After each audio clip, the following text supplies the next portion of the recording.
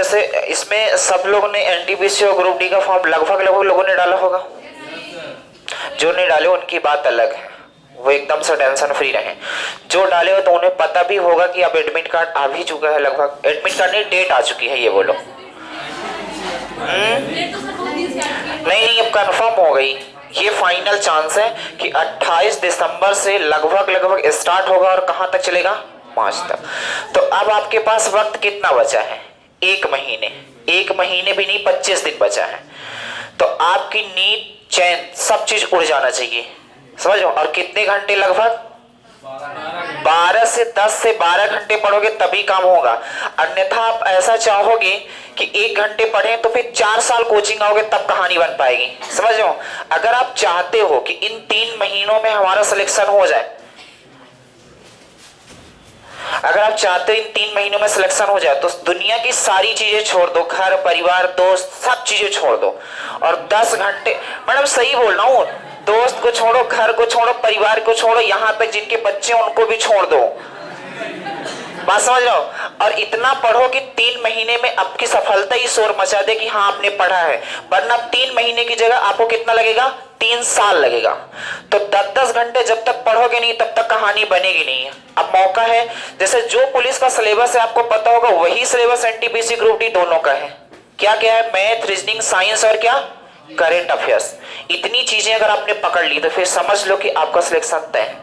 तो 1 घंटे में ये कहानी नहीं बनेगी, 10 घंटे पढ़ना पड़ेगा।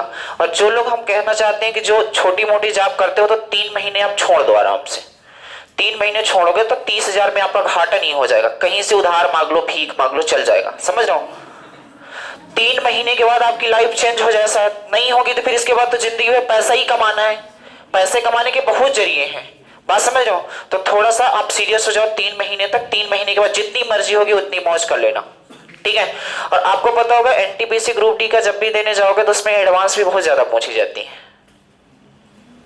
पूछी जाती कि नहीं, कि सब सिलेबस भूल गए हो, भूल गए हो तो याद करो। किसी को इतना जल्दी भूलोगे ना तो वो जिंदगी भर के लिए आपको भूल जाएगा, समझ रहे हो। तो थोड़ी सी बातें याद करो। और चलो हम एडवांस में मेंसुरेशन पढ़े थे, क्या क्या पढ़े थे, वर्ग और आयत। तो वर्ग और आयत में जो सबसे इंपॉर्टेंट सवाल बहुत ही सिंपल बनते हैं, आज उन्हें करते हैं, इसके बाद उसके आगे हम जितनी भी चीजें हैं पढ़ते हैं, ठीक है। तो पहले मैं बता देता हूं कि वर्ग में हमने क्या बताया था, आयत में क्या बताया था। थोड़ी सी बात बताएंगे, पूरी बात नहीं बताएंगे क्योंकि हम सारी बातें याद करवा चुके हैं, ठीक है। तो आयत की अगर बात किया जाए, आवाज बस बीच में कोई नहीं करना, ठीक है। ये मान लो ए है, ये बी है, ये सी है, ये डी है, और ये क्या है, एक वर्ग P Q R S।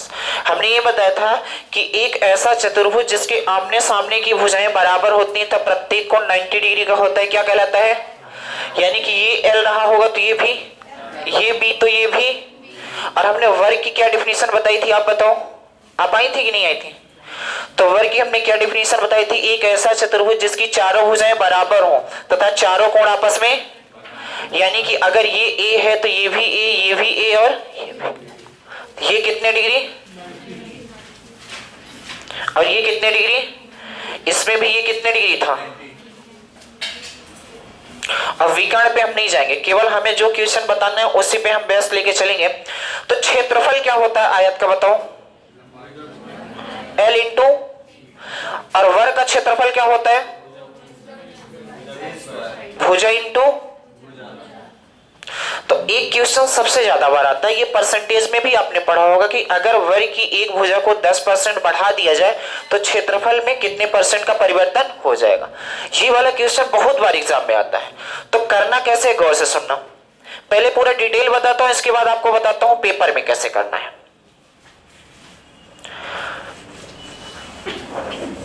तो जैसे मान लो ये वर्ग है,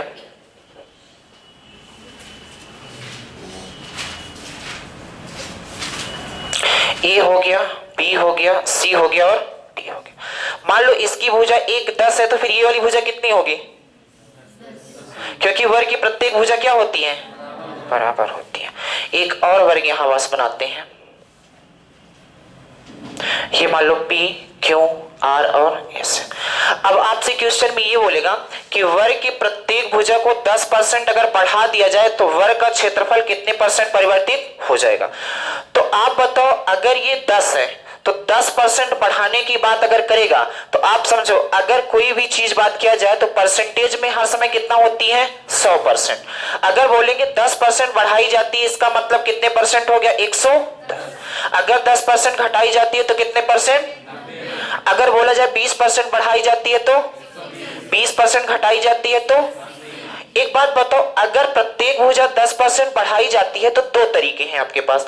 एक तो ऐसा निकालोगे 10% बढ़ाई जाती है यानी 10, ये था 10% बढ़ाई जाती है यानी बटे कितना, ये काटो कितना आ गया 1, यानी कि 10 बढ़ाई गई तो ये कितना 1 आ गया तो कितना हो गया 11। या तो आप ऐसे भी डायरेक्ट सोच सकते हो कि 10 था, 10% प्रत्येक भुजा बढ़ाई गई, 10% बढ़ाई गई यानी कितने परसेंट हो गई 100, 110% हो गई। तो आप बोलोगे ये कितना, ये जीरो से ये जीरो, ये जीरो से ये जीरो, यानी कि भुजा कितनी हो गई। अगर वर्ग की भुजा 11 हुई तो प्रत्येक भुजा 10% बढ़ेगी तो वर्ग की प्रत्येक भुजा बराबर होती है तो कितना हो जाएगा। अब बात बताओ, पहले क्षेत्रफल कितना था 10 गुणे 10, भुजा गुणे भुजा करो कितना 100। अब बताओ क्षेत्रफल कितना हो रहा है, तो बताओ पहले 100 था अब 121 हो गया, कितने परसेंट बढ़ा है। तो आप बोलोगे क्षेत्रफल में कितने परसेंट का परिवर्तन हुआ है। तो जब पेपर में आएगा, ये तो टोटल डिटेल है, जब पेपर में आएगा तो आपको ऐसे नहीं करना है, आपको क्या मानना है कि जो पिछला वाला क्षेत्रफल था वो कितना था 100%। जहां भी परसेंटेज की बात करेगा कितना 100%। तो मानोगे क्या, जैसे आपको क्वेश्चन दिया जाता है कि वर्ग की प्रत्येक भुजा को 10% बढ़ा दिया जाता है, तो पहले मानना है कि मान लो पिछले वाले का क्षेत्रफल 100 रहा होगा, 10% बढ़ाने का मतलब ये है कि 100 क्षेत्रफल था, हमने 10% बढ़ाया तो कितना हो गया 100 बटे, क्योंकि 10% बढ़ा दिए 110% हो गया। परसेंट का मतलब क्या होता है बटे, लंबाई को हमने 10 बढ़ाया तो चौड़ाई को भी तो बढ़ाना पड़ेगा, 110 बटे कितना हो जाएगा। तो 100 से 100 कट गया, ये जीरो से ये जीरो और ये जीरो से बताओ कितना हो गया 100, यानी कि 100 हमने क्षेत्रफल पहले माना था, अब कितना हो गया 100, कितने परसेंट बढ़ा, बात समझ आई। इसी तरीके से अगर पूछा जाता कि बताओ वर्ग की प्रत्येक भुजा को 20% बढ़ा दिया जाता है तो बताओ क्षेत्रफल में कितने परसेंट का परिवर्तन होगा। तो कुछ नहीं करना है, पहले क्षेत्रफल मानना है कितना 20% बढ़ाया जाता है, यानी कि 20 इसको भी बढ़ाया जाता होगा 20 इसको भी, तो बोलोगे 100 था कितना हो गया 120 बटे, फिर चौड़ाई भी 20 बढ़ाई तो 120 बटे, ये 100 से ये डबल जीरो से कितना हो गया 100, यानी कि 100 क्षेत्रफल था अब कितना हो गया 100। बताओ कितने परसेंट बढ़ा, बात समझ आई। इसी तरीके से करना है। तो क्वेश्चन लिखो एक ठो और आंसर कोई नहीं बोलेगा, जिससे पूछूंगा वही बताएगा। लिखो, यदि वर्ग की प्रत्येक भुजा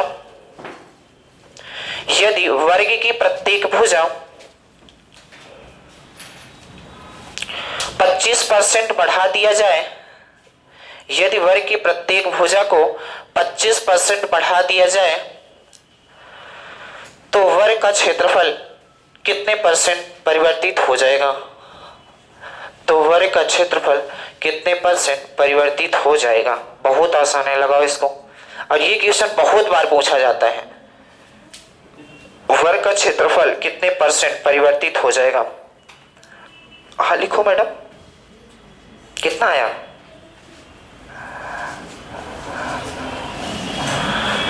यदि वर्ग की प्रत्येक भुजा को 25% बढ़ा दिया जाए तो वर्ग का क्षेत्रफल कितने परसेंट परिवर्तित हो जाएगा।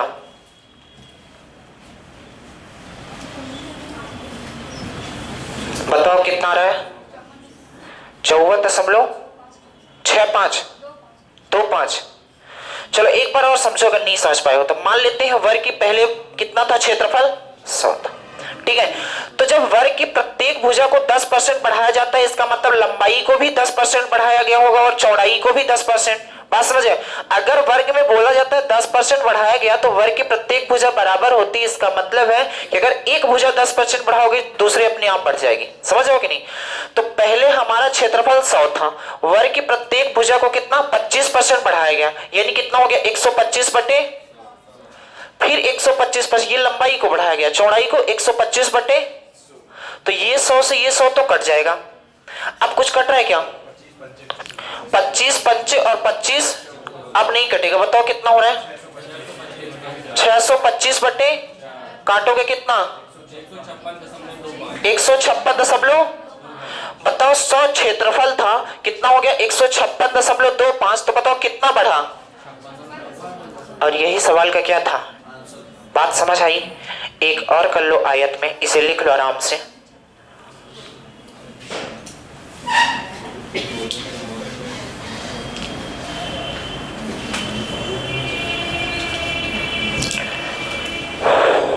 लिखो, यदि वर्ग की प्रत्येक भुजा को 30% बढ़ा दिया जाए तो वर्ग के क्षेत्रफल में क्या परिवर्तन आएगा? अभी कोई बोलेगा नहीं, रुको रुको रुको। क्या परिवर्तन आएगा? वर्ग के क्षेत्रफल में क्या परिवर्तन आएगा?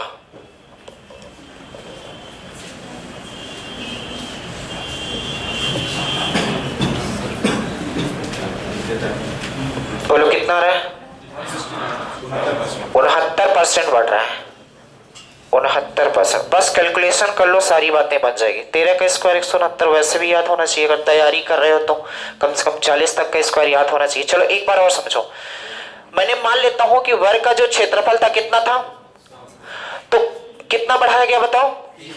तो कितना हो जाएगा? 130 बटे, अगर ये बढ़ाया जाएगा तो दूसरी भुजा अपने आप बढ़ जाएगी 130 बटे, ये कटेगा, ये जीरो से ये जीरो से ये जीरो, कितना? 100, क्योंकि 13 मल्टीप्लाई 13 करो कितना? 100। पहले क्षेत्रफल 100 था, अब कितना हो गया? तो बताओ कितना बढ़ गया? बस यही सवाल का क्या था। अगला क्वेश्चन लिखो। यदि एक आयताकार प्लॉट की लंबाई 10%, यदि एक आयताकार प्लॉट की लंबाई 10% और चौड़ाई 5% बढ़ाई जाती है, आयताकार प्लॉट की लंबाई 10% और चौड़ाई 5% बढ़ाई जाती है, तो आयत के क्षेत्रफल में कितने परसेंट का चेंज आएगा? अभी बोलेगा कोई नहीं। आयत के क्षेत्रफल में कितने परसेंट का चेंज आएगा? आराम से निकालो। आयत के क्षेत्रफल में कितने परसेंट का चेंज आएगा?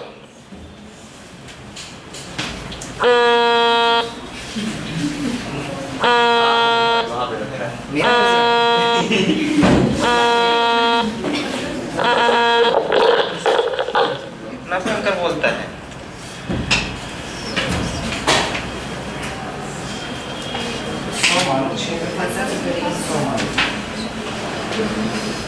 इसके बाद पहले 100 अपने फॉर्मूले में 10 बनाएंगे, 110 हो जाएगा, 110 बटे 105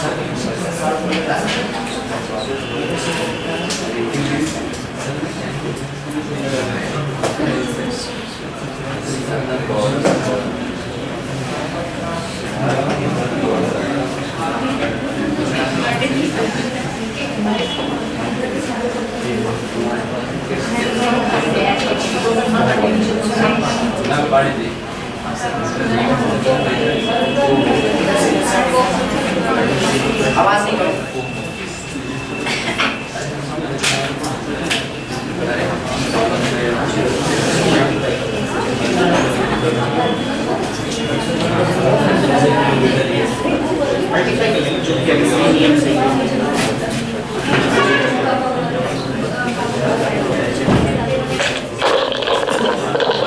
चलो कितना है बताओ? बहुत आसान था। मान लेता हूं कि पहले आयत का क्षेत्रफल कितना था? 100। क्योंकि परसेंटेज की बातें कर, आप 100 की जगह 200 मानोगे तब भी आंसर में कोई फर्क नहीं पड़ेगा, लेकिन अगर 100 मानोगे थोड़ा कैलकुलेशन क्या हो जाएगी? आसान हो जाएगी। तो 100 उसका क्षेत्रफल था, लंबाई कितनी बढ़ाएगी बताओ? 10% बढ़ाने का मतलब कितना हो गया? मैं डायरेक्ट बोल सकता हूं 100, यानी कितना हो जाएगा? 110। परसेंटेज का मतलब बटे, चौड़ाई कितना? 100 बटे, ये 100 से 100 कट गया। अब बताओ एक जीरो से ये जीरो मत काटा करो, ठीक है? आपस में इनका मल्टीप्लाई करो, कितना हो जाएगा? 1100। और 1 बटे में क्या है 0, तो 1 अंकों बाद, यानी कि क्षेत्रफल पहले 100 था, अब कितना हो गया 115 दशमलव कितना बढ़ा, और यही सवाल का क्या था, बात समझ में आ गई। एक और कर लो इसमें, फिर एक खतरनाक क्वेश्चन देते हैं, लिखो। किसी को अगर समझ में ना आ रहा हो तो पूछ सकते हो, थोड़ा भी डाउट हो तो, इसमें डाउट नहीं होना चाहिए, ये दिखने में सिंपल है लेकिन हर बार पूछा जाता है, ठीक है। लिखो अगला क्वेश्चन। यदि एक आयत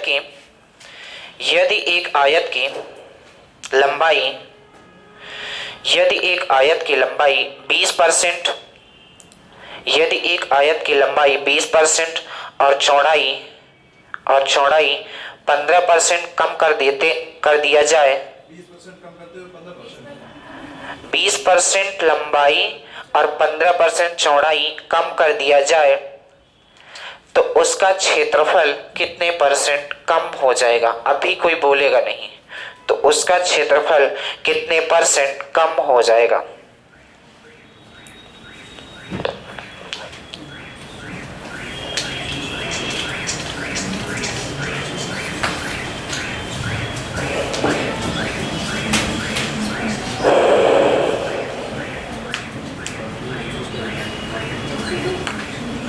कितना आ रहा है आपका 32%। इधर से कितना आ रहा है आपका, नहीं आ रहा है, दिखाओ कहाँ पास कमियां हैं, दिखाओ रफ तो दिखाओ, कुछ लिखे ही नहीं है तो फिर कहाँ से अपने आप आ जाएगा। लिखो पहले 100, 100 मल्टीप्लाई, क्या पहले 20% कम किया गया, 20% कम का मतलब कितने परसेंट, 80/100 लिखो। फिर इसके बाद 15% का मतलब 85/100, ये लिखो बातें। चलो गौर से इधर सुनो एक बार, देखो एक बात नहीं करना, समझाते वक्त बस बातें नहीं करना।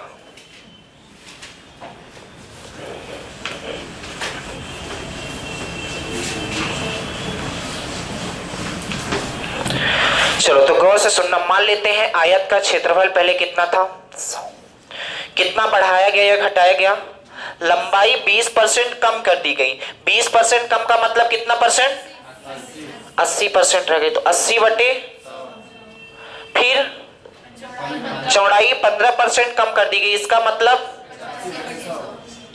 ये 100 से, ये 0 से, 2 से 4 ना काटो कोई दिक्कत नहीं, ये कितना हो जाएगा 680 हो रहा है, तो यानी कि बटे में कितना 1 अंकों बाद कितना हो जाएगा, यानी कि अब क्षेत्रफल कितना हो गया 68%।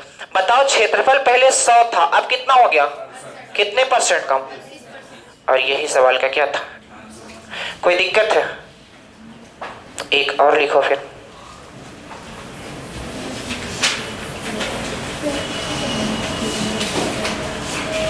एक आयताकार खेत की लंबाई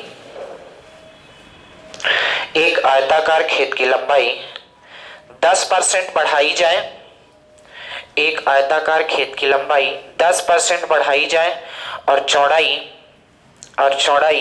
10% घटाई जाए, और चौड़ाई 10% घटाई जाए तो आयत के क्षेत्रफल में क्या फर्क पड़ेगा।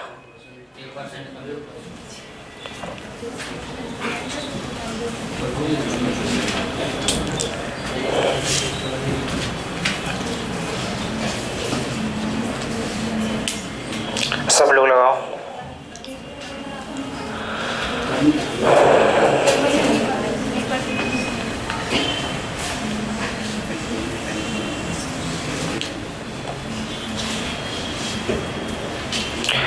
बताओ कितना आ रहा है मैडम, आप बताओ। 1% कमी की, कम हो गया, कमी बोलो चाहे कम बोलो बात वही है। इधर सबसे आगे से कितना आ रहा है 99 आ रहा है, आंसर क्या आ रही है बताओ, 99% कम हो गया, 88%। 11 में 9 का मल्टीप्लाई करोगे तो 88 नहीं। चलो गौर से सुनो एक बार फिर से, अगर मान लो क्षेत्रफल कितना है 100 तो 100 क्षेत्रफल था, पहले 10% बढ़ाया गया कि घटाया गया? कितना? 110 बटे फिर 10%, बोलो ये 0 से, और 11 9 88 नहीं, कितना? 100% था, अब कितना हो गया? 1%। और यही सवाल का क्या था? चलो एक क्वेश्चन बोलता हूं, कोई भी आंसर बोल सकते हो, लिखो। एक आयत की लंबाई 50% बढ़ाया जाता है। एक आयत की लंबाई 50% बढ़ाया जाता है।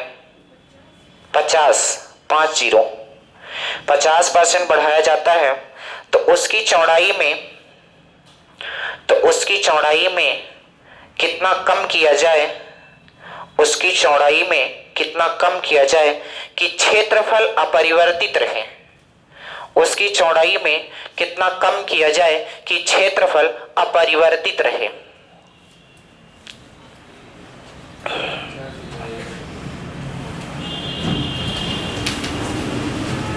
पचास ही आएगा।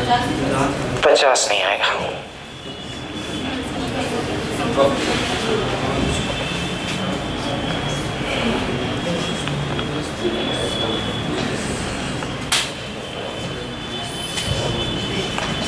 बताओ। 77.5।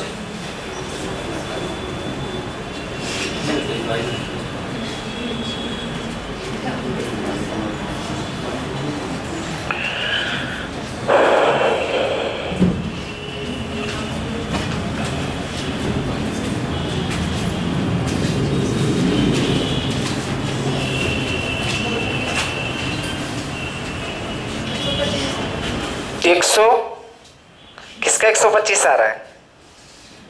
इतना लंबा। चलो सुन लो, किसी का आया है क्या? नहीं, तुक्का मत मारो हर बार, तो 3 बार बता चुके हो तुम,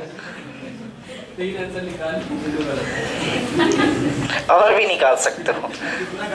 अभी मैं सच्ची बताऊं, 4 ऑप्शन दूंगा तो एक ऑप्शन कंफर्म है किसी का सही हो जाएगा।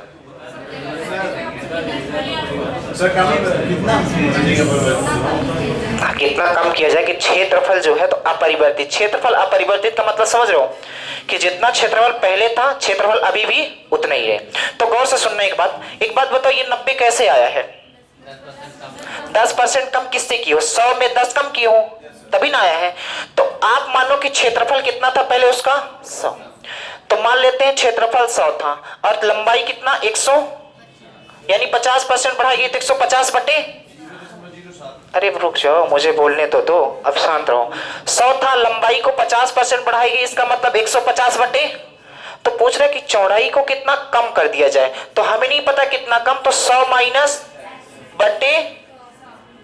तो क्षेत्रफल अपरिवर्तित का मतलब क्षेत्रफल कितना रहे? 100 ही। पहले से मैं सॉल्व कर लेता हूं। ये 100 से, ये से किससे कटेगा बताओ? 5 तिहाई और 5, यानी कि हमारे पास अब क्या बचा? तो आप बोलोगे इसे सॉल्व करेंगे तो 300 माइनस 3x डिवाइडेड बाई। तो बोल रहा है कि क्षेत्रफल अपरिवर्तित का मतलब क्या है मेरे दोस्त? गौर से सुनना, क्षेत्रफल अपरिवर्तित का मतलब ये है, ये सारी कहानी करने के बाद 100 ही आए। क्षेत्रफल कितना है? 100 ही आए, क्योंकि क्षेत्रफल हमने कितना माना था? 100। तो ये बोल रहा है ये सारी रामायण करने के बाद क्षेत्रफल अपरिवर्तित का मतलब 100 ही आए, तो हमने 100 के बराबर रख दिया। तो ये कितना हो जाएगा? 300 माइनस 3x बटे 2 इक्वल कितना? तो ये कितना हो जाएगा बताओ? 300 माइनस 3x बराबर कितना? 200। तो बोलो ये कितना हो जाएगा? 3x बराबर 100। तो x बराबर 33 सही 1 बटा, और यही सवाल का क्या था? x हमने क्या माना था? कितना कम किया जाए, तो x की वैल्यू कितनी आ गई? 33 सही 1 बटे 3% कम कर दिया जाएगा, तो आयत के क्षेत्रफल में कोई फर्क, कोई वैल्यू मान के आप चेक कर सकते हो। अगर ये बोला है कि क्षेत्रफल अपरिवर्तित रहे, यानी कि जब हम यहाँ पास क्षेत्रफल जैसे यहाँ निकाले तो कितना आया? 99। तो हम क्या किया करते थे, जैसे यहाँ क्या मान लो 100 के बराबर रखते हैं, तो जब इसे हमने सॉल्व किया तो कितना आया 99। तो ये 99 जब उधर जाएगा तो 100 में माइनस करते हो तभी तो 1% बताते हो कि नहीं कम हुआ है। इसका मतलब ये बोल रहा है कि इस बार क्षेत्रफल अपरिवर्तित रहे, यानी 100 के 100 रहे, इसीलिए हमने बराबर रख दिया है। बात समझ आई? यानी कि इसको सॉल्व करने पर भी 100 ही आना चाहिए, इसलिए क्षेत्रफल अपरिवर्तित का मतलब क्या है कि क्षेत्रफल पहले 100 था तो अभी भी कितना 100 है, इसीलिए हमने बराबर का साइन लिखा। ठीक है, एक क्वेश्चन और लिखो, सारे डाउट क्लियर होंगे। एक क्वेश्चन और लिखो इसमें। एक आयत की लंबाई 40% बढ़ाई जाती है। एक आयत की लंबाई 40% बढ़ाई जाती है तो उसकी चौड़ाई कितना कम कर दिया जाए, तो उसकी चौड़ाई कितना कम कर दिया जाए कि क्षेत्रफल अपरिवर्तित रहे, कि क्षेत्रफल अपरिवर्तित रहे।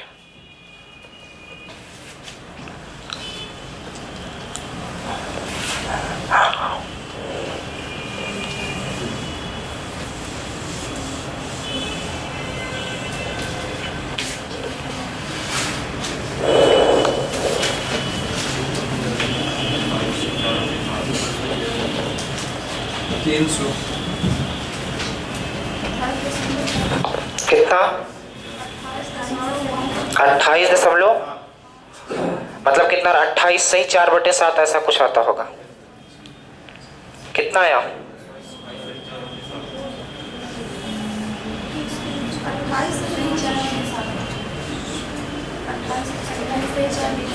28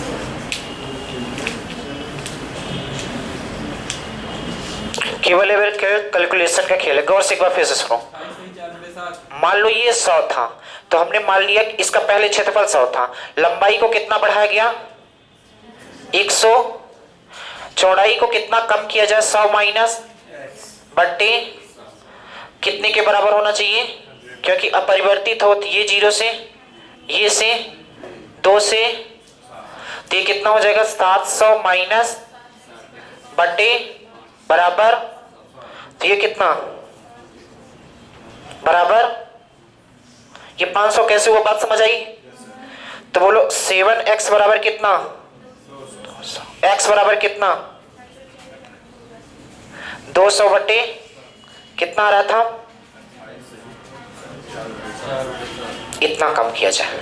देखो ये क्वेश्चन दिखते छोटे हैं लेकिन आते बार बार यही है। आप जितनी महाभारत पढ़ रहे हो शायद वो ना आए, यही सिंपल वाला आ जाए तो कोई भी क्वेश्चन सिंपल मान के आपको छोड़ना नहीं है। ठीक है, लिख लो। अब इसके आगे हम स्टार्ट करेंगे, यहां से रेक्टेंगल और वर्ग खत्म होते हैं। ठीक है, अब हम स्टार्ट करेंगे, हेडिंग बना लो रोम्बस, समचतुर्भुज। एक बार और इसमें क्या समझाना है मैडम? ये 100 था पहले क्षेत्रफल, 40 बढ़ाया गया मतलब क्या होता है 140% हो गया, तो 140 बटे 100। फिर इसके बाद बोला कितना कम कर दिया जाए। अगर मान लो 10% कम किया जाता तो कितना होता 90 होता, लेकिन हमें नहीं पता कितने परसेंट कम किया जाए तो हमने मान लिया कि x% कम किया जाए। 90 कैसे आता, तो आप बोलते 100 माइनस क्या करते तब आता, तो इसीलिए हमने मान लिया 100 माइनस x बटे कितना 100। बोल रहा है कि क्षेत्रफल अपरिवर्तित रहे, इसका मतलब है क्षेत्रफल कितना रहे 100 ही रहे, तो इसके बराबर रख के बस हमने कैलकुलेशन कर दी। कैलकुलेशन में तो दिक्कत नहीं है। ठीक है, तो लिख लो और अगली हेडिंग डालो रोम्बस। और रोम्बस के बारे में किसी को थोड़ा बहुत भी अगर बातें पता हो तो बोल सकते हो। अरे अभी आप इसी में हो, हम दूसरी दुनिया में चले गए हैं। 500 देखो, इसका जब इसका संबंध बनेगा, जिंदगी में हर समय क्रॉस संबंध बनता है, तो 100 का 5 के साथ बनेगा तो 500, बस यहीं से आ गया है। अब बात समझ आई? तो चलो अगली हेडिंग बनाओ समचतुर्भुज। कौन बता सकता है, कुछ बातें बता दो। हाँ बोलो। कभी नहीं बोलोगे?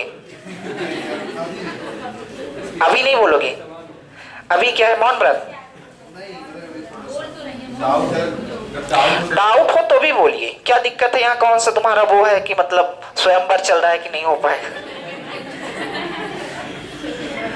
कोई बता सकता है समचतुर्भुज रोम्बस के बारे में? आप बताना चाहते हो, बोलो बिल्कुल। चारों कोण 90 डिग्री होंगे मैडम, तो वो तुरंत क्या हो जाएगा? एक कोण 90 डिग्री तो चारों 90। नहीं, आपने एक चीज तो सही बताई कि चारों भुजाएं बराबर होंगी, और जैसे ही चारों कोण बराबर होंगे तो क्या हो जाएगा? बोलो, वर्ग। नहीं बताया था? नहीं, प्रत्येक कोण 90 डिग्री नहीं हो। और कुछ बताओ, जानकारी हो। बिल्कुल सही, एक प्रॉपर्टी आपने बहुत सही बताई कि चारों भुजाएं क्या होती हैं। दूसरी प्रॉपर्टी बताओ। हाँ, विकर्ण बराबर, बिल्कुल सही। और नहीं पता, बैठ जाओ। हाँ, और कौन इधर से बोल रहा है विकर्ण उकर्ण कर रहा है? हाँ, अब फिर जब कोई बोलता है तो मतलब भीड़ में बोल सकते हो, अकेले नहीं है, मतलब भीड़ में वार कर सकते हो। तो चलो, अब 5 मिनट आप शांत रहना। 5 मिनट में सारी प्रॉपर्टी मैं याद करा दूंगा, लेकिन कॉपी में भी लिखना नहीं है, मैं लिखने का टाइम दूंगा, ठीक है? 5 मिनट केवल इधर सुनना।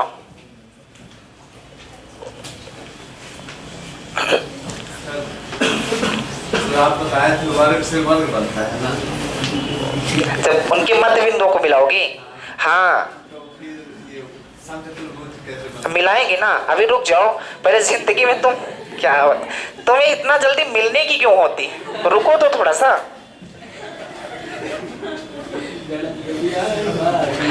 चलो बस बस, अब 5 मिनट शांत हो जाओ, और 5 मिनट में सारी प्रॉपर्टी आपको देखो। एडवांस की एक मतलब एक नियम है कि जब तक आपको इसकी प्रॉपर्टी नहीं पता होगा तब तक आप एडवांस के क्वेश्चन को हिला नहीं सकते हो। अर्थमेटिक में क्या है, केवल आपने लैंग्वेज पकड़ लिया, अर्थमेटिक के तो सारे क्वेश्चन बनेंगे। यहाँ लैंग्वेज भी पकड़नी है और प्रॉपर्टी भी याद होनी चाहिए। अब डायरेक्ट मैं बोल दूं समचतुर्भुज का क्षेत्रफल निकालो, तो तुम्हें यही नहीं पता कि समचतुर्भुज होता क्या है, तो क्षेत्रफल क्या जानोगे?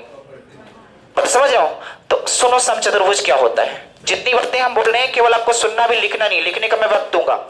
एक ऐसा चतुर्भुज जिसकी चारों भुजाएं बराबर हो तथा इसके प्रत्येक कोण 90 डिग्री नहीं होते, क्योंकि चारों भुजाएं बराबर और प्रत्येक कोण 90 डिग्री होने का मतलब वो क्या हो जाएगा? वर्ग। यानी कि एक ऐसा चतुर्भुज जिसकी चारों भुजाएं तो बराबर हो, यानी कि ए है तो ये भी ए, ये भी ए, और अब इसके प्रत्येक कोण 90 डिग्री नहीं होते, इसका मतलब है कोण ए इज नॉट, मतलब ऐसा लिख सकते हो, कोण ए बराबर नहीं होता 90 डिग्री, कोण बी बराबर नहीं होता, कोण सी बराबर नहीं होता, और कोण डी बराबर नहीं होता। बात समझ में आई? अगर 90 डिग्री हुए तो ये डायरेक्ट क्या हो जाएंगे? तो एक ऐसा चतुर्भुज जिसकी चारों भुजाएं बराबर होती हैं तब प्रत्येक कोण 90 डिग्री नहीं होता है, क्या कहलाता है? समचतुर्भुज। इस समचतुर्भुज में 2 विकर्ण होते हैं और दोनों विकर्ण आपस में बराबर नहीं होते हैं, जबकि वहां पास बराबर। तो समचतुर्भुज के दोनों विकर्ण आपस में बराबर नहीं होते, यानी AC इज नॉट इक्वल, यानी कि AC की जो लंबाई होगी वो BD की लंबाई नहीं होगी। समचतुर्भुज में 2 विकर्ण होते हैं और दोनों विकर्ण आपस में बराबर नहीं। और लेकिन एक बात है कि जहां पास एक दूसरे को बाइसेक्ट करते हैं वहां पास 90 डिग्री का एंगल बनाते हैं। बात समझ में आई? ये बराबर नहीं होते, लेकिन जहां से बाइसेक्ट करते हैं वहां से ये एक दूसरे को समद्विभाजित करते हैं। इसका मतलब ये है कि ये वाली लंबाई जितनी होगी वही लंबाई, और ये वाली लंबाई जितनी होगी वही वाली लंबाई। कहने का मतलब ये है कि AO बराबर होगा OC के और OD बराबर होगा OB के। तो कितनी प्रॉपर्टी बताइए, एक बार फिर से सुनना, क्योंकि याद जब तक नहीं होगी तब तक आप आगे नहीं बढ़ सकते हो। तो कितनी प्रॉपर्टी? पहली प्रॉपर्टी ये है कि एक ऐसा चतुर्भुज जिसकी चारों भुजाएं क्या हो? बराबर हो, इसके प्रत्येक कोण 90 डिग्री, आयत में 2 विकर्ण होते हैं तथा दोनों विकर्ण आपस में बराबर। आयत के दोनों विकर्ण जहां पास एक दूसरे को बाइसेक्ट करते हैं कितने डिग्री, और जहां से ये बाइसेक्ट करते हैं वहां से ये बराबर भागों में क्या कर देते हैं? बात समझ आई? ये आयत बोला था, समचतुर्भुज है। समचतुर्भुज का इसमें 2 विकर्ण होते हैं। एक विकर्ण समचतुर्भुज के क्षेत्रफल को 2 बराबर भागों में बांटता है, जबकि दोनों विकर्ण समचतुर्भुज के क्षेत्रफल को 4 बराबर भागों में बांटता है। इतनी बात समझ आई? इसके बाद इसमें कुछ प्रॉपर्टी बची, खत्म हो गया, बस इतना ही। हाँ, एक प्रॉपर्टी और है। एक प्रॉपर्टी ये है कि ये मान लो जैसे समचतुर्भुज है, ये A हो गया, ये B हो गया, ये C हो गया, ये D हो गया। तो सबसे इंपॉर्टेंट प्रॉपर्टी इसमें ये है, ये कोण 90-90 के तो नहीं होते हैं, लेकिन एक बात ये होती है कि ये दोनों आसन्न कोण कहलाते हैं। ये दोनों क्या कहलाते हैं? आसन्न कोण, मतलब जो एक दूसरे से लगा हो। तो इन दोनों का योग हर समय कितना होगा? 180। इन दोनों का कोण हर समय कितना होगा? 100। इन दोनों का 100 और इन दोनों का 100, यानी कि इनके आसन्न कोणों का योग 180 होता है। इसका मतलब ये है कि जैसे आपसे दे दिया जाए, बताओ ये 60 होता है, तो बताओ ये कितना होगा? तो कितना हो जाएगा? 100। आपको ये वाला कोण देगा 120, तो पूछेगा ये वाला कितना होगा? तो कितना? ये वाला 60 है, तो ये कितना? तो यहां से एक बात और समझे होंगे कि इसके विपरीत कोण भी क्या होते हैं? बात समझ आई? कोई दिक्कत यहां तक नहीं? इतनी ही प्रॉपर्टी है। और एक प्रॉपर्टी है कि समचतुर्भुज के प्रत्येक भुजाओं के मध्य बिंदु को अगर मिला दिया जाए तो बताओ कौन सी आकृति बनेगी? कोई बता सकता है? आयत बनेगा, क्योंकि जब आयत था तो क्या बना था? समचतुर्भुज। और समचतुर्भुज है तो इतनी प्रॉपर्टी। बात समझ आई? एक बार लिखो, चलो फिर एक बार फिर से याद करवाएंगे। यहां मैं प्रॉपर्टी आपको याद करवा दूंगा, केवल एक बार आपको घर में जाके देखने की जरूरत है और कुछ क्वेश्चन प्रैक्टिस करने की जरूरत है, ठीक है? तो लिखो, एक ऐसा चतुर्भुज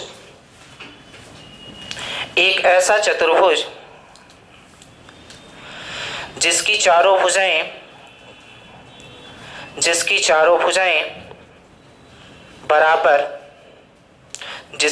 भुजाएं बराबर तथा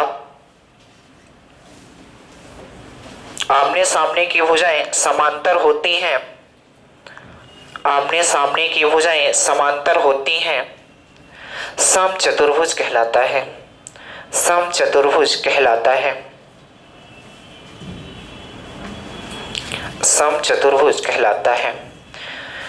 नीचे स्टार बना के लिखना कि समचतुर्भुज का प्रत्येक कोण 90 डिग्री नहीं होता। लिखो, समचतुर्भुज का प्रत्येक कोण 90 डिग्री नहीं होता है।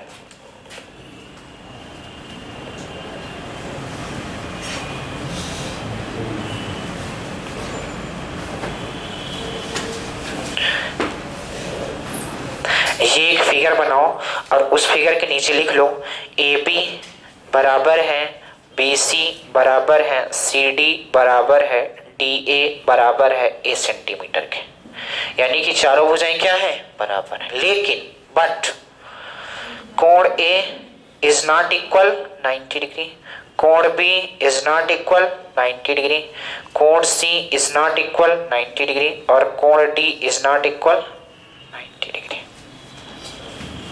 इतना लिखो।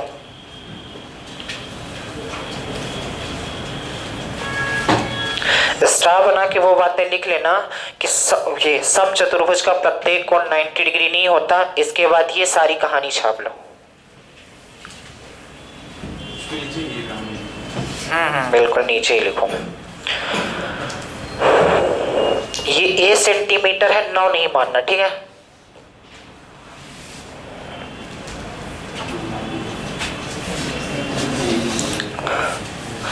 हो गया। तो नीचे स्टार, एक चीज और बनाओ, ऐसा स्टार बनाओ, लिखो समचतुर्भुज के आसन्न कोणों का योग 180 डिग्री होता है। आसन्न, एडजेसेंट, इंग्लिश ज्यादा ना पूछा करो, ठीक है? एडजेसेंट, समचतुर्भुज के आसन्न कोणों का योग कितना होता है? 100। इसका मतलब क्या समझ गए होंगे? ये वाला और तो यहां नीचे उसके जस्ट लिख लेना जहां पर स्टार बनाए होंगे, कोण A प्लस कोण B इक्वल कितना? 100। इसी तरीके से कोण B प्लस कोण C इक्वल कितना? 100 और कोण C प्लस कोण D इक्वल कितना? 180 डिग्री। कोण D प्लस कोण A इक्वल कितना? 180 डिग्री। लिख लो इसको। इसमें बेस्ट क्वेश्चन आया करते हैं, ऐसे ही देगा कि बताओ ये 70 है तो इसके विपरीत कोण कितना होगा? तो 70 ही होगा। अगर पूछेगा ये कोण कितना होगा? तो 110 होगा। लिख लो इतना।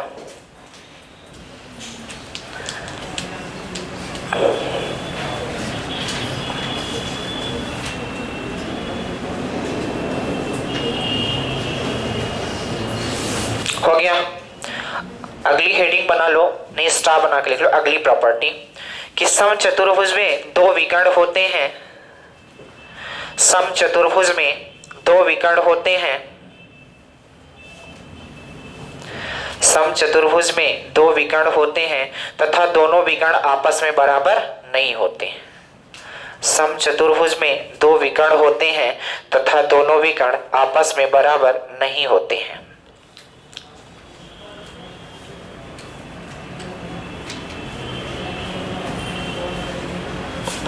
अर्थात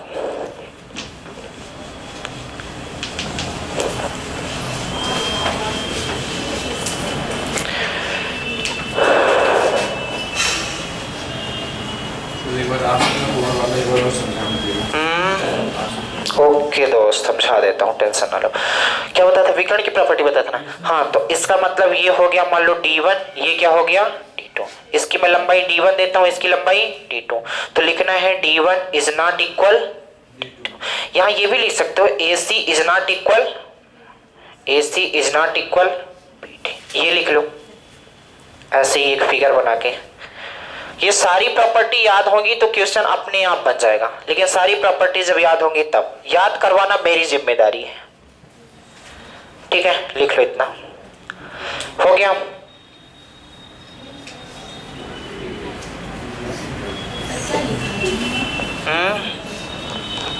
AC कभी देखी हो?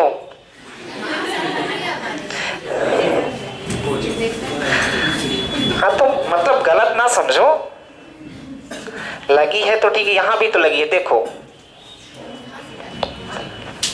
मेन जिंदगी यहीं से बननी है। तो AC इज नॉट इक्वल, लेकिन लिखना बट लेकिन वही बात है। क्या हो गया मैडम? आपने लिखा क्या ये बताओ पहले। समचतुर्भुज के दो विकर्ण होते हैं तथा दोनों विकर्ण आपस में बराबर नहीं होते। इसका मतलब गौर से सुनना कि समचतुर्भुज में देखो, एक विकर्ण ये हो गया, दूसरा विकर्ण, तो ये बात हो गई कि दो विकर्ण कौन कौन से हो गए, AC और BD, और दोनों विकर्ण आपस में बराबर नहीं होते। इसका मतलब है कि ये जरूरी नहीं है कि ये अगर 3 सेंटीमीटर का होगा तो ये 4 का हो सकता है, ये अगर 5 का होगा तो ये, इसका मतलब ये है कि दोनों विकर्ण की लंबाई बराबर नहीं होगी। बस इतना ही लिखा हूं कि AC is not equal BD, यानी कि AC की जो लंबाई है BD की लंबाई के बराबर नहीं होगी। बस इतना ही है। अब समझ आई बातें? ठीक है, लिख लो फिर। बट लेकिन इसको क्या हो गया है,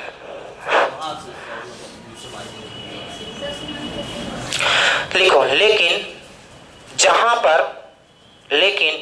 पर दोनों विकर्ण एक दूसरे को प्रतिच्छेद करते हैं, लेकिन जहां पर दोनों विकर्ण एक दूसरे को प्रतिच्छेद करते हैं यानी बाइसेक्ट करते हैं, वहां पास कितने डिग्री, लिख लो, लेकिन जहां पास दोनों विकर्ण एक दूसरे को प्रतिच्छेद करते हैं वहां पास 90 डिग्री का कोण बनता है, वहां पास 90 डिग्री का कोण बनता है, 90 डिग्री का कोण बनता है। यानी कहां पास, ये 90 डिग्री, यहां पास प्रतिच्छेद कर रहे हैं, ये 90 डिग्री और ये 90 डिग्री, और प्रूफ तो देखो नहीं करूंगा, हर चीज मैंने स्टार्टिंग में प्रूफ किया था जब वर्ग बताया था। 10वीं की बुक उठा के देखोगे तो एक पेज का सिमिलरिटी लगा के प्रूफ कर सकते हो। ठीक है, आसान कोण मैं बता दूंगा लास्ट में, टेंशन ना लो। ठीक है, इतनी बात समझ आई? अब मेरी बात सुनना, ये वाली थोड़ा फिगर बना लो तो समझ में आएगा कहां पास 90 डिग्री बनाते हैं। ये वाला लिख लो, ऐसे 90 डिग्री बना लो, समझ जाओगे कहां पास 90 डिग्री बनाते हैं। जो अभी आप बताएं और अगला नोट बनाओ, लिखो, समचतुर्भुज का एक विकर्ण, समचतुर्भुज का एक विकर्ण चतुर्भुज के क्षेत्रफल को, समचतुर्भुज के क्षेत्रफल को दो बराबर भागों में समचतुर्भुज का एक विकर्ण समचतुर्भुज के क्षेत्रफल को दो बराबर भागों में तथा दोनों विकर्ण समचतुर्भुज के क्षेत्रफल को तथा दोनों विकर्ण समचतुर्भुज के क्षेत्रफल को 4 बराबर भागों में बांटते हैं। 4 बराबर भागों में बांटते हैं। समचतुर्भुज का एक विकर्ण समचतुर्भुज के क्षेत्रफल को 2 बराबर भागों में तथा दोनों विकर्ण समचतुर्भुज के क्षेत्रफल को 4 बराबर भागों में बांटता है। ठीक है, इसका मतलब ये है कि जैसे मान लो टोटल क्षेत्रफल कितना हो 60, तो ये कितने कितने में बंट जाएंगे 15 15 15 और बात समझ आई कि नहीं आई? 4 बराबर क्षेत्र का मतलब यही हुआ। इतनी बात समझ आ गई, कोई दिक्कत तो नहीं है। और इसके बाद आप स्टार बना के लिख लो। एक सबसे इंपॉर्टेंट डायरेक्ट पूछा जाता है कि समचतुर्भुज के प्रत्येक भुजाओं को समचतुर्भुज के प्रत्येक भुजाओं के मध्य बिंदु को मिलाने से बनने वाली आकृति समचतुर्भुज के प्रत्येक भुजाओं के मध्य बिंदु को मिलाने से बनने वाली आकृति आयत होती है। और ये लास्ट प्रॉपर्टी थी। इसका मतलब गौर से एक मैं फिगर बना देता हूं, आप समझना। आयत मतलब रेक्टेंगल। ये ए था, ये बी था, ये सी था, ये तो इसका मध्य बिंदु ये, इसका मध्य बिंदु ये, इसका मध्य बिंदु ये और इसका मध्य बिंदु ये। तो जब सबको मिलाओगे तो ये जो बनेगा P Q R और ये क्या बनेगा एक आयत। तो नीचे लिख दो P Q R S एक आयत है। बस यहां तक प्रॉपर्टी थी, अब ज्यादा ना परेशान हो, इतना तो लिखना ही पड़ेगा। P Q R S एक आयत है।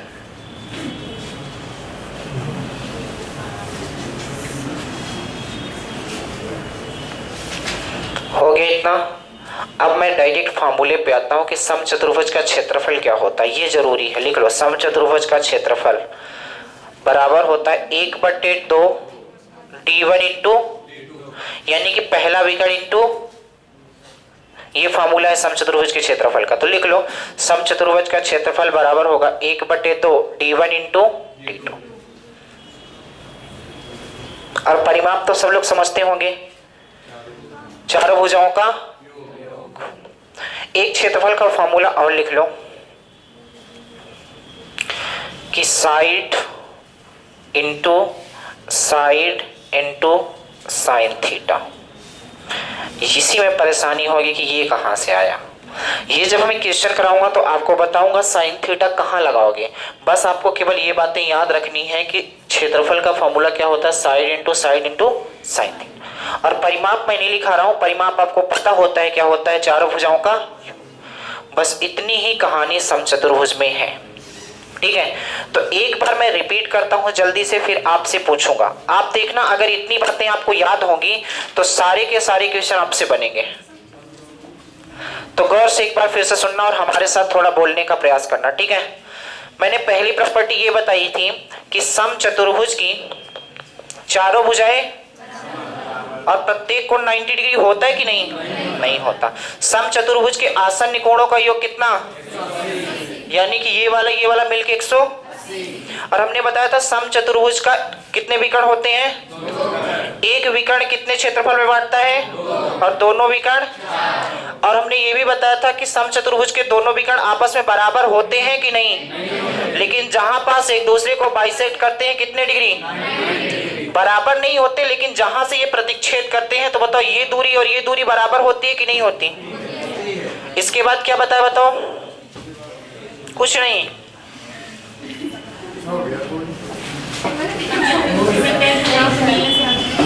फिर आने वाले मध्य बिंदु में आएगा। हाँ, मध्य बिंदु को मिला दो तो क्या बनेगा आयत।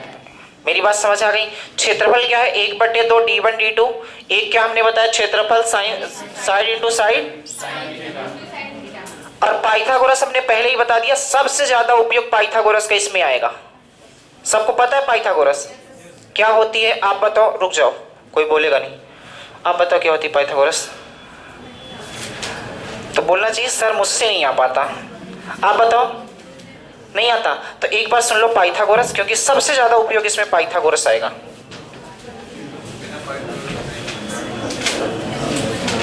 और पता नहीं पाइथागोरस क्यों ऐसा बना के चले गए, वो तो चले गए ऊपर, यहां परेशानी छोड़ गए।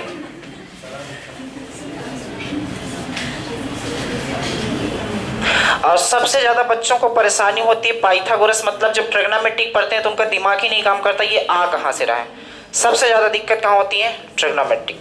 तो गौर से सुनना, ये पाइथागोरस वहां लगता है जब एक कोण कितने डिग्री का हो, और 90 डिग्री के जिस जो सामने की भुजा होती है उसे क्या बोला जाता है? अगर मान लो बंदा यहां खड़ा है, आंख उसकी कहां पास है? ये आंख है, आंख यहां पास है, तो बताओ अगर मैं यहां खड़ा हूं तो मेरे लिए परपेंडिकुलर का काम कौन कर रहा है? ये। अगर बंदा यहां खड़ा है तो उसके लिए आधार का काम कौन करेगा? बताओ, अगर मैं यहां खड़ा हूं तो आधार क्या है? जमीन है कि नहीं? अगर ये यहां खड़ा है तो आधार कौन होगा? ये। और इसके लिए लंब कौन होगा? तो पाइथागोरस बप्पा ने यही बताया था। अरे बप्पा से भी बप्पा हो चुके, वो चले गए। तो पाइथागोरस ने यही बताया था कि कर्ण का स्क्वायर बराबर होगा किसके? लंब के स्क्वायर प्लस। बस ये चीजें अगर आपसे आती हैं तो समझ लो समचतुर्भुज का फॉर्मूला याद हो या ना याद हो, आप इस पाइथागोरस से टोटल समचतुर्भुज के टोटल सवाल को लगा सकते हो। कैसे लगता है एक बार और बता देता हूं। मान लो ये वाली भुजा कितनी है? 3। ये वाली भुजा कितनी? तो आपसे पूछा जाएगा कि बताओ AC क्या होगी? 5। ट्रिपलेट याद हो तो अच्छा है, नहीं याद है तो फिर क्या करोगे? कर्ण का स्क्वायर कितना? AC का स्क्वायर बराबर हो जाएगा लंब का स्क्वायर। लंब का काम कौन कर रहा है? ये। तो 3 का स्क्वायर प्लस, तो बोलोगे AC का स्क्वायर कितना हो जाएगा? 9 प्लस, यानी AC का स्क्वायर कितना? 25। अब इधर से स्क्वायर हटेगा और इधर अंडर रूट, और आपको पता है कि इससे बाहर क्या निकलेगा? कैसे? जब इनका जोड़ा बनेगा जिंदगी में कभी भी, तो कमाने की जरूरत पड़ेगी कि नहीं पड़ेगी? पड़ेगी।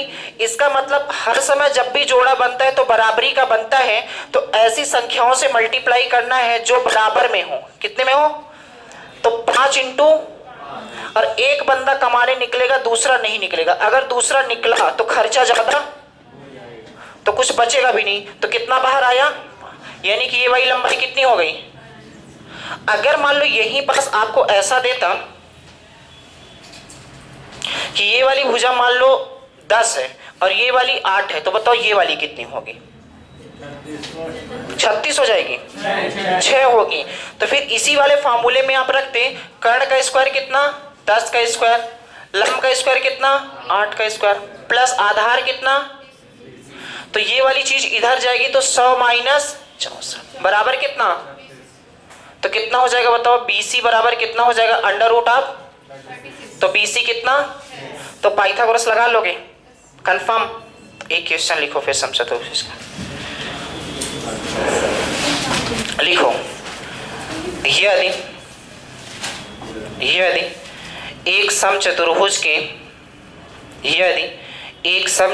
के दो विकर्ण क्रमशः, यदि एक समचतुर्भुज के दो विकर्ण क्रमशः 16 सेंटीमीटर और 18 सेंटीमीटर हैं, 16 सेंटीमीटर और 18 सेंटीमीटर हैं, तो समचतुर्भुज का क्षेत्रफल बताओ क्या होगा? समचतुर्भुज का क्षेत्रफल बताओ क्या होगा? चलो आराम से लगाओ जो हमने फार्मूला बताया है।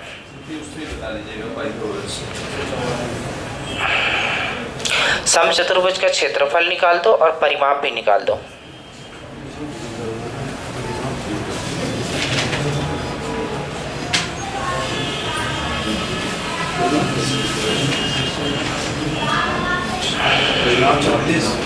छत्तीस कंफर्म। चलो जिनसे नहीं आ रहा है तो देखो समचतुर्भुज का हमने एक फार्मूला लगाया है 1/2 d1 इंटू, तो गौर से सुनना एक बार कैसे करोगे।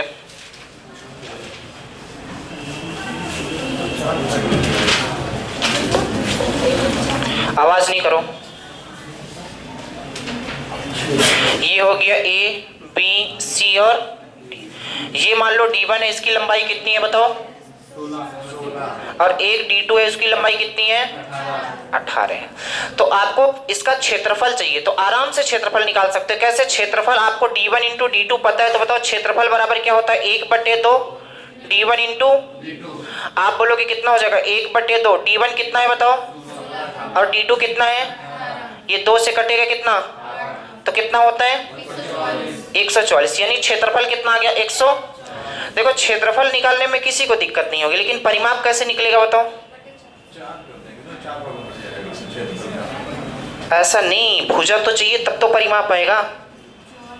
तो आप बोलोगे ये टोटल 18 है, तो हमने बताया था ये बांटता है कितने कितने में? 9 और ये 16 है, तो ये 8 और आपको पता है यहाँ कितने डिग्री बनता है कि नहीं? और 90 डिग्री के जस्ट सामने वाली भुजा क्या होती है? तो निकाल सकते हो क्या कर्ण की लंबाई?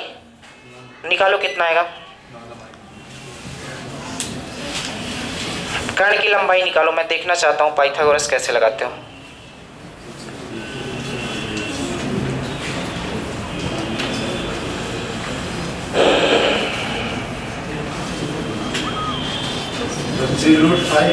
थ्री रूट देखो कैसे आएगा पाइथागोरस से लगाओगे।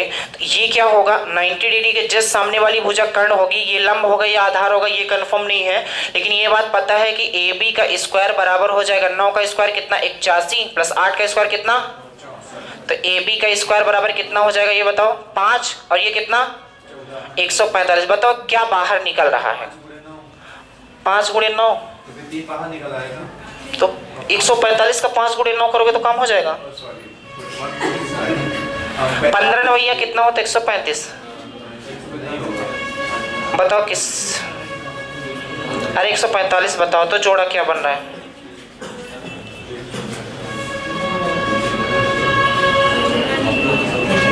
अरे मैं बता देता हूँ, रुको रुको, हो गया, मत बताओ ना, मत बताओ, मैं निकाल लेता हूँ, टेंशन आ। ये नहीं कट रहा है, ये कितना? √145 ही रहेगा, यानी कि ये कितना हो गया? √100। ये भी कितना? √100, क्योंकि चारों भुजाएं हमने बताया था बराबर होती हैं। ये कितना हो जाएगा? √100, और ये कितना? √100। तो चारों को जोड़ोगे तो कितना? 4 √100। और यही सवाल का क्या, क्योंकि अपने से बोले थे इसलिए ऐसा आंसर आ रहा है, टेंशन ना लो, ठीक है। क्षेत्रफल बात समझ आई कि नहीं आई? परिमाप धीरे धीरे बात समझ आएगी, क्षेत्रफल की बात समझ आई पूरी तरीके से। चलो अगला लिखो, फिर इसे लिख लो आराम से।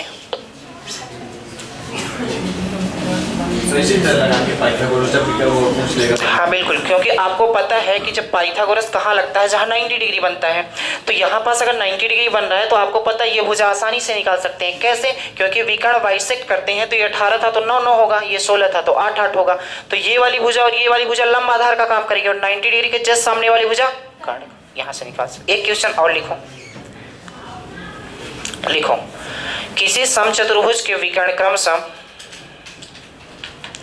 किसी समचतुर्भुज के विकर्ण क्रमशः 16 सेंटीमीटर तथा 12 सेंटीमीटर है। आंसर कोई बोलेगा नहीं इस बार। 16 सेंटीमीटर तथा 12 सेंटीमीटर है। इसका क्षेत्रफल कितने वर्ग सेंटीमीटर होगा तथा परिमाप कितना सेंटीमीटर होगा? इसका क्षेत्रफल कितने वर्ग सेंटीमीटर होगा और परिमाप बताओ कितने सेंटीमीटर होगा?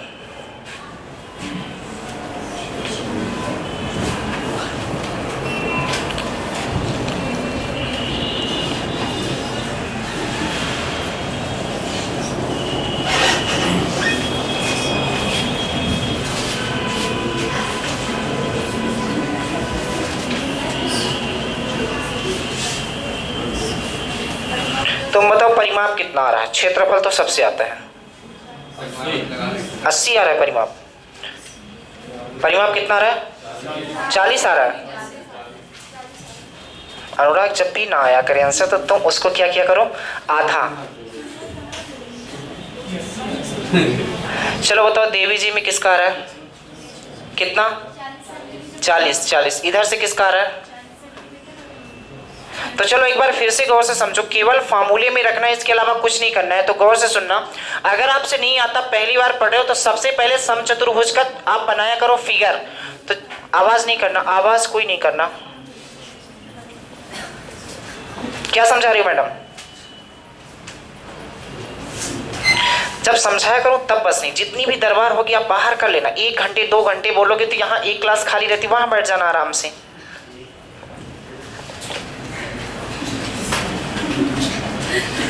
ये क्या हो गया, ए बी सी और क्या बोला था बताओ, 2 विकर्ण दिया था।